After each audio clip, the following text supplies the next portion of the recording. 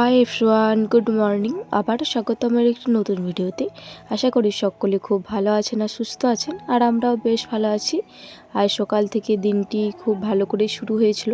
আজকে যেহেতু গীতা অষ্টমী রয়েছে, তো সেই কারণে সকালে উঠে পরেই মিনিমাম টুকিটাকি যা কাজ রয়েছে ওই সব কিছু কাজ সেরে নিয়েছি। আর আজকে সোনামাও সকাল করে উঠে পড়েছিল, ওকে ক্লিনিং করিয়ে আর সব কিছু করিয়ে মায়ের বাড়ি পাঠিয়ে দিয়েছি। আজকে আমার শরীরটা খুব একটা বেশ ভালো নেই, তবে মোটামুটি রয়েছে। তো আজকে যেহেতু অষ্টমী রয়েছে, তো সেই কারণে সকাল সকাল এই যে তাল মারার প্রিপারেশনে বসে পড়েছি। আজকে তালটি না একটু কাঁচা কাঁচা রয়েছে, আর একটুকু পাকা হলে বেশ ভালো হতো জানেন তো, তাহলে মারতে বেশ সুবিধা হতো, তালের পাল্পটি বার করতে বেশ সুবিধা হতো, আর তালের পাল্পটি খুব সহজে বেরিয়ে যেত আর অনেকটা পরিমাণে বেরোতো। তো দাঁড়ান, যেহেতু আজকে তালটা একটু কাঁচা কাঁচাই রয়েছে, তো সেই কারণে একটু জলটা বেশি পরিমাণেই দেবো, একটুকু ভালো করে নাড়িয়ে নাড়িয়ে দেবো, তাহলে তালের পাল্পটা তবুও বেরোবে। আজকে সারাদিন গীতা অষ্টমীটা কীভাবে পালন করছি ওটাই আপনাদের সাথে শেয়ার করব। আর আজকে একদিক থেকে আবার সবাই বলছে নাকি ষষ্ঠীও বটে, অষ্টমী আর ষষ্ঠী নাকি একই সাথে পড়েছে। যাই হোক, প্রথমে ওইদিকে আমি ছালগুলি ছাড়িয়ে নিলাম তালের, এরপরে পাল্পটি বার করে নিচ্ছি। আপনাদেরকে তো আগেই বললাম যে আজকে তালটা একটু শক্ত রয়েছে, তো সেই কারণে একটু বার করতে অসুবিধা হচ্ছে। তো যাই হোক, এদিকে আমি তালের পাল্পটা বার করতে থাকি, আর ওইদিকে আমি একটা দিদিভাইয়ের নাম নিয়ে নিই। এই কিছুদিন দুদিন আগের ভিডিওতে একটা দিদিভাই কমেন্ট করেছিল যে আমার নামটা সাথী, আমার নামটা নিও তোমার ভিডিওতে। তো দিদিভাই, তোমার নামটা আমি নিলাম, আশা করছি তোমারও ভালো লাগবে। আর তুমি যে আমার ভিডিওতে তোমার নামটা নিতে বলেছো, এতে আমিও ভীষণ খুশি জানেন তো। তোমরা যদি এইভাবে আমার পাশে থেকো আর ভালোবাসা দাও, তাহলে আমি আশা করছি এই ছোট্ট একটু ফ্যামিলি থেকে একদিন একটা বড় ফ্যামিলিতে তৈরি হতে পারবো। তো যাই হোক, এই যে আপনাদের সাথে গল্প করতে করতে আমার এদিকে তালের পাল্পটা পুরোটাই বার করা হয়ে গিয়েছে। অনেকটাই বেরিয়েছে কিন্তু, কারণ আজকে তালটা অনেকটাই বড় ছিল, আর জল দিয়ে যেহেতু একটু ম্যাশও করেছিলাম। তালের পাল্পটি বার করেই আমি ময়দাটা মাখিয়ে নিয়েছিলাম। তারপরে দিদিভাই বলল, ঠিক আছে বুনু, আমি কাজের ফাঁকা রয়েছি, তাহলে চল, তাহলে লুচিগুলোই না হয় আগে করে নিই। মাসিমণি এখনও পর্যন্ত রয়েছে, তো মাসিমণি সোনা পাপাকে ধরে রয়েছে, আর মাও সোনামাকে নিয়ে গিয়েছে। তো সেই কারণে ভাবলাম যে লুচিগুলো তাহলে আগে করে নিই। যে এইদিকে আমরা বসে পড়েছি নেচিগুলি পাকানোর জন্য। নেচিগুলি পাকানো হয়ে এসেছে, তো দিদিভাই বললো, তুই না হয় এইদিকে বেল ততক্ষণকে, আমি না হয় ওইদিকে কড়াইটা বসিয়ে দিই, কারণ এখন উনুন জ্বালাতে অনেকটা টাইম লেগে যাচ্ছে জানেন তো। এই এখন কাঠগুলো একটু ভিজে ভিজে যাচ্ছে, এই দুদিন ওয়েদারটা একটু খারাপ রয়েছে। আর যে বেগুন খাড়িগুলো দেখেছিলেন, ওই বেগুন খাড়িগুলো একদম ভালো করে শুকায়নি, তো সেই কারণে এখন উনুনটা ধরাতে অনেকটাই দেরি হয়ে যাচ্ছে। তো দিদিভাই ওইদিকে উনুনটা ধরাচ্ছে, আমি এইদিকে লেচিগুলো একটু তেলটা বুলিয়ে নিই, না হলে ভালো বেলা যাবে না। তো তো সেই কারণে একটু ভালো করে তেলটা বুলিয়ে নিই, তাহলে বেশ ভালো করে বেলা যাবে।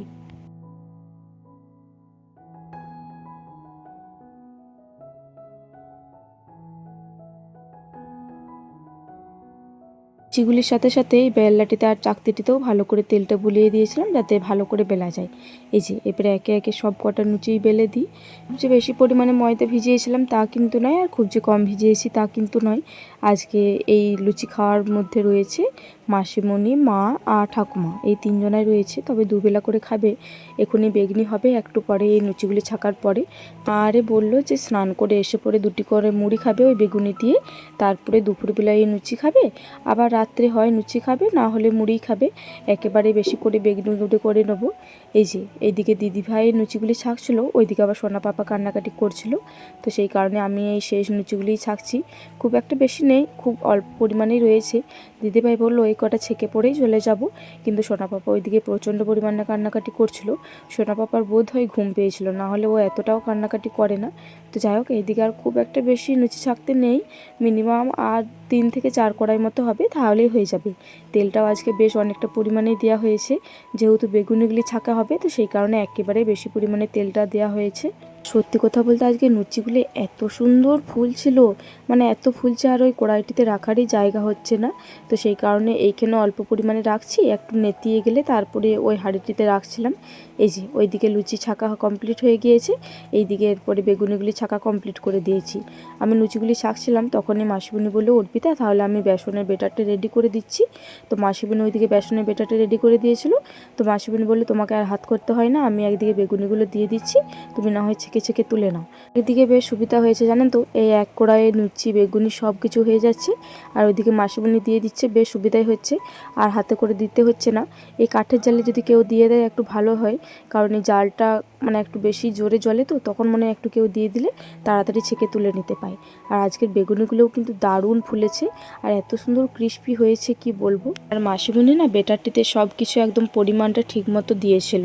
মিনিমাম ওই 9:30 মতো বাজছে। এই মুহূর্তে কাছাকাছি কমপ্লিট হলো। ওই যে লুচিগুলো করে পরে সোনামাকে ঘুমটা পাড়িয়ে দিয়েছিলাম বেগুনিগুলো করে, আরে তারপরে আজকে এক বালতি কেচেছিলাম, কারণ সোনামায়ের পাপার জামাগুলো সবগুলো কাচাকুচি করে নিয়েছি, ওগুলো এরপরে ঢুকিয়ে দেবো। শুধু শুধু ধুলো খাবে তো বলুন, তো সেই কারণে কাচাকুচি করে নিয়েছি, ওগুলো এরপরে আজকে ঢুকিয়ে দেবো। কিছু কিছু যেগুলো জামা রয়েছে ওগুলো নিচে তাড়াতে মিলেছি, আর যেগুলো গেঞ্জি টাইপের রয়েছে স্যান্ডো গেঞ্জি এমনি গেঞ্জি ওগুলো এই ছাদেতে মিলে দিয়েছি। আর সকালে কাচাকুচি করিনি, কারণ আমারও ঠান্ডা লেগেছে হালকা, আর সোনামায়ের তো এখনও ঠান্ডাটা মানে ভালোভাবে কমেনি। আর ওই 5:30 থেকে যদি কাচাকুচি করে আমার আরও ঠান্ডা লেগে যাবে, তো ওই ভেবেই মানে এই ডিসিশনটা নেওয়া যে আর মানে আজকের থেকে আর অত ভোর কাচবো না, নাহলে আমার শরীর খারাপ হয়ে গেলে সোনামাকে আর কে দেখবে বলুন। তখন সোনামায়ের পাপা ছিল, একটা ভরসা ছিল, কিন্তু আমার উপরেই তো সব দায়িত্ব দিয়ে গিয়েছে, মানে সোনামাকে দেখা আর করা। বাড়ির সকলেই রয়েছে, তবুও মানে একটা মাকে সব দিক থেকে সামলাতে হবে। তো দেখবেন কতগুলো কাচাকুচি, এই যে এগুলি আছে, আর নিচেও অনেকগুলি আছে। আর ওই যে সোনামায়ের দুটো ঢাকা এদিকে মিলেছি, আর ওই বেনারটা আর সোনামায়ের পাপার প্যান্টটা। তো যাই হোক চলুন নিচেকে যাই, কারণ সোনামায়ের পাপায় কিছুক্ষণ আগেই ফোন করেছিল, বললো সোনামাকে দেখবে একবার ভিডিও কল করে। তো যাই হোক চলুন নিচে যাই একবার ভিডিও কল করি। ওই যে ছাদে পরে মিলে দিয়ে এসেছিলাম, তারপরে এসে থেকে সেরকম কোনো ভিডিও শ্যুট করিনি, কারণ আজকে রান্নার সালে খুব একটা বেশ যায়নি। ওই যে জামা কাপড়গুলো মিলে দিয়ে এসেছিলাম, তারপরে কুমড়োর ঝাল, চানা মটরের তরকারি, ওই সব কিছু দিদি ভাই আর মাসিমণি মিলেই করে দিয়েছে।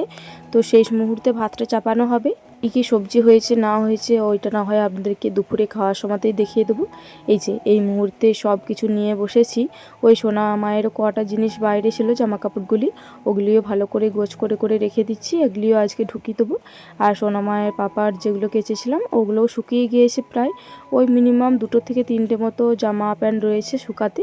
ওই যে কালো যে প্যান্টটি কেচেছিলাম ওইটি একটু শুকাতে বাকি রয়েছে, আর একটিকে জামা বা শুকাতে বাকি রয়েছে।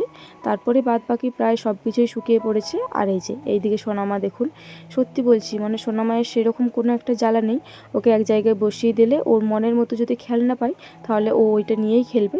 তবে ওকে যদি কেউ ডিস্টার্ব করে তবে ও কিন্তু বিরক্ত হয়, ওকে যদি কেউ চিপাচিপি করে বা ওর খেলনাটা অন্য কেউ যদি নিয়ে নেয় তখন ও একটু বিরক্ত বোধ করে, তখন একটু কান্নাকাটি করে। তাছাড়া ও যেটা নিয়ে খেলতে পছন্দ করে ওইটা নিয়ে খেললে ও এক মনে খেলবে। আপনারা তো দেখতেই পাচ্ছেন ওই কাঠগুলো নিয়েও বেশি পছন্দ করে। ওই যে কৌটোটি রয়েছে এই কাঠগুলি ওই কৌটোতে ঢুকোবে বার করবে, বা ওই পাম দেওয়া যে বেলুনটি রয়েছে গুদামটি ওইটি নিয়েও ভালোই খেলে জানেন তো।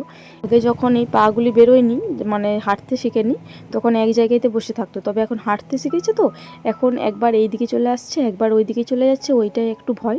এই ধার দিকে চলে এলে একটু ভয়, মনে হচ্ছে পড়ে যাবে, এখনই পড়ে যাবে। তো যাই হোক এইদিকে আমার জামা কাপড়গুলি সবগুলোই প্রায় গুছানো হয়ে গিয়েছে। তো গেঞ্জি আরে যা ছিল ওগুলো গুছিয়ে এক জায়গায় রেখে দিয়েছি, কারণ ওই প্যান্টটা আর জামাটা এখনও পর্যন্ত শুকায়নি, তো ওগুলো একেবারে গোছ করে পরে রাখবো। আর ওই যে বললাম না ধার দিকে চলে এলেই ভয়, তো ধার দিকে চলে আসছিলো, তো সেই কারণে ওকে নিচে নামিয়ে দিয়েছি। এখন ঘড়ির কাঁটায় মিনিমাম ওই দুপুর 1:30 মতো বাজছে, এই মুহূর্তে ভাত খেতে বসেছি। আপনাদেরকে তো বললামই যে ভাত খাওয়ার সময়তেই না হয় আপনাদেরকে বলবো কী কী তরকারি হয়েছে। এই যে কুমড়োর ঝাল হয়েছে, আর মাছের চুটচুটে ঝাল দেওয়া হয়েছে, আর ওই চানা মটরে আলুতে তরকারি হয়েছে। তো দাঁড়ান, ওই তেঁতুল দিয়ে একটু ঝাল দেওয়াটা করেছে, তো তেঁতুলেরই একটু অংশ ছিল, তো এটা সাইডে রেখে দিলাম। সত্যি বলছি এই মাসিমণি এই ঝাল দেওয়াটা করে দারুণ লাগে। আজকে বললামই তো A to Z সব রান্না ওই দিদিভাই আর মাসিমণি মিলেই করেছে। তবে এই ঘুগনিটা কিন্তু দিদিভাইই করেছে, চানা মটরের যে তরকারিটা দিদিভাই এই তরকারিটা বেশি একটু ভালো করে। ঝাল দেওয়াটা তো দারুণ করেছে, আর চানা মটরের তরকারিটাও গরম গরম খেয়েছিলাম, ওইটাও দারুণ লাগছিল। কিন্তু সত্যি বলছি মানে আজকে দুপুরে খাবারটা দারুণ লাগছিল। তবে কুমড়োর ঝাল আমার খুব একটা বেশি ফেভারিট নয়, তবুও নিয়েছিলাম, তবে ওইটা আর খাইনি জানেন তো। এই ঝাল দিয়ে আর এই চানা মটরের তরকারি দিয়ে ভাতগুলো শেষ করে নিয়েছিলাম। তো যাই হোক ওই যে ভাতটা খেয়েছিলাম, তারপরে যে দুপুরে শুয়েছিলাম, তারপর থেকে শরীরটা প্রচণ্ড পরিমাণে খারাপ লাগছিল, মানে হালকা ভিতরে গুসগুসুনি জ্বর ছিল, আর ঠান্ডাটাও বেশ ভালো রকমের লেগেছিল, আর গলাটা প্রচণ্ড পরিমাণে ব্যথা করছিল। তো তারপর থেকে সেরকম কোনো ভিডিও শ্যুট করিনি। এখন মিনিমাম ওই রাত্রি 8:30 মতো বাজছে। মা আরে এসেছিলো, ওই ধারের মা আর ঠাকুমা একটু কাগজপত্র নিয়ে এসেছিলো, ওষুধের কি একটু দরকার ছিল।